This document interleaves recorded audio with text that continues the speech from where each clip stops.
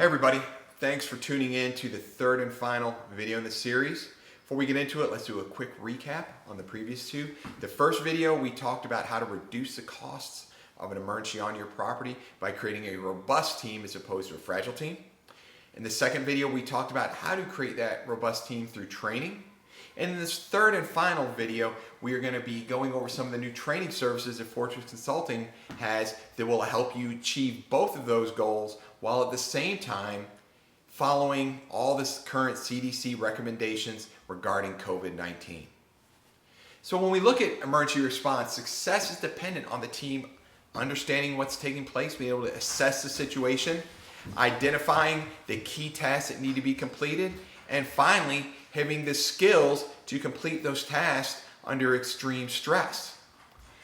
In the book Sources of Power, psychologist Gary Klein went over how people make decisions under extreme stress, how to build the expertise to make those decisions under extreme stress, because there's some commonalities that we see in emergencies that are going to affect your decision making. The first is time constraints. We do not have the time to lay out all the potential options, weigh them, and come up with the best choice.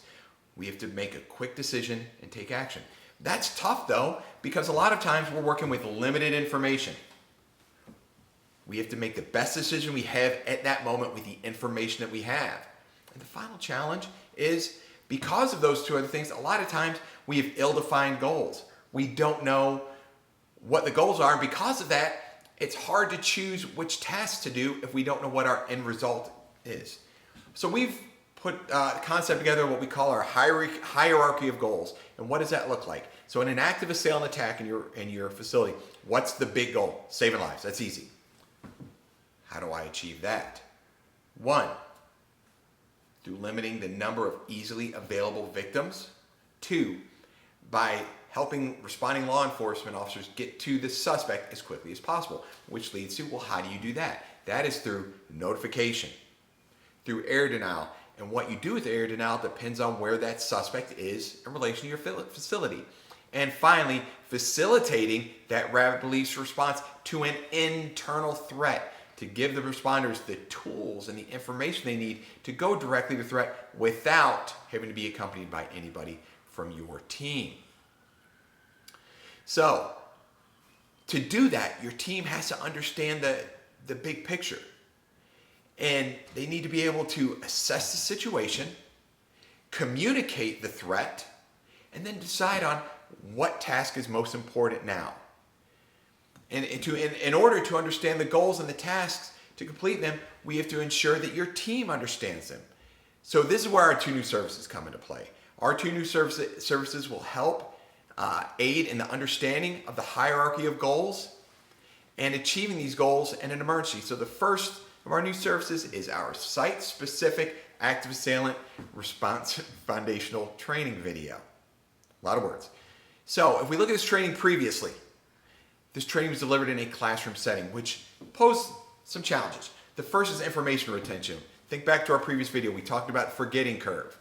Now, if I'm only delivering this training once or twice a year, which is common, understand there is a large percentage of this information that will be forgotten.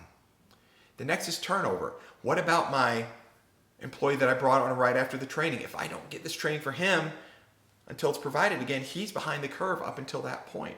And finally, just the logistic issues of bringing in off-duty staff to attend the training while still keeping my facility running. So this is why we've created another option for you.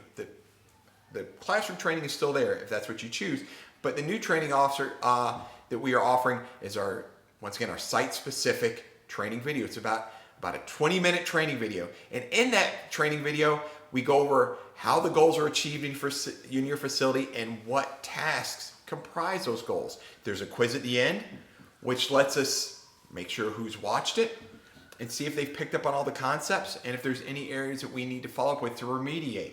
Now, some of the really exciting features about this training is there's no limit to the views. You can watch it as many times as you would like. So, how can you use that? You can use it as onboarding. As part of the onboarding process, they watch it, thereby keeping them up to speed with everyone else. It can be used as a booster training, which, as we talked about last week, those booster trainings will improve retention through that spacing effect. So not only do they need to know the goals and how to assess, they have to have the skills to complete the tasks under stress. And this is where our new skills acquisition training comes in. Now previously, this training was conducted in that block and silos type format where an individual skill was just completed in a repetitious manner without looking at the bigger picture.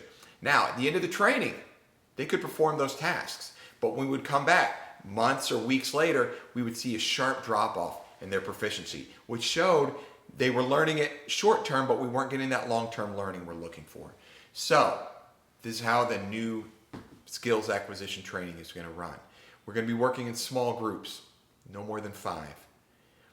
It's going to be done in a zero stress environment, and all the tasks will be completed at a walking speed. So how the training will start is we'll give them another booster training on the stuff that we talked about in the site-specific foundational class. Making sure that they understand the goals. And once they understand that, we're going to get our baseline. And what is the baseline? A baseline is going to each of those key tasks that might need to be done, and they demonstrate it so they can show us that they have the basic skill set to do those tasks. If they don't, we need to make sure they do before we move on. Once we have our baseline set, then we move on to the hypothetical or verbal scenario. They'll get a couple of those scenarios. One will be if the threat is inside your facility. The other would be if the threat is not inside your facility, but close.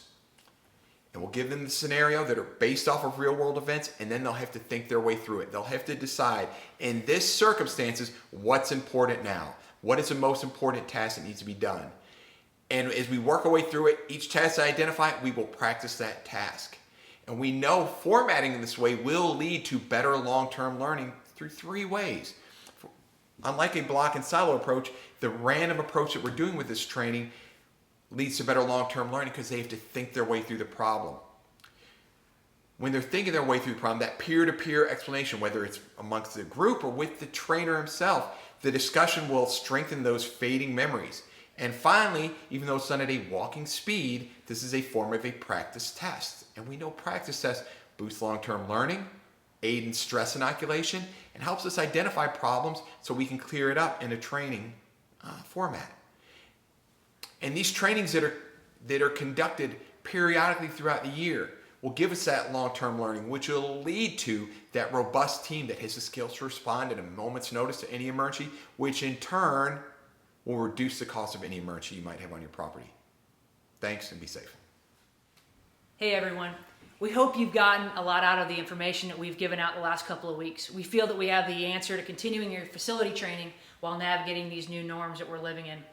If you're interested in these trainings, reach out to us as soon as you can. We'll be offering a reduced rate on the 2 services through July 1st. Additionally, if you want a copy of Gary Klein's book, there will be a link in the email, so follow that. We look forward to helping you. Stay safe, and we'll see you soon.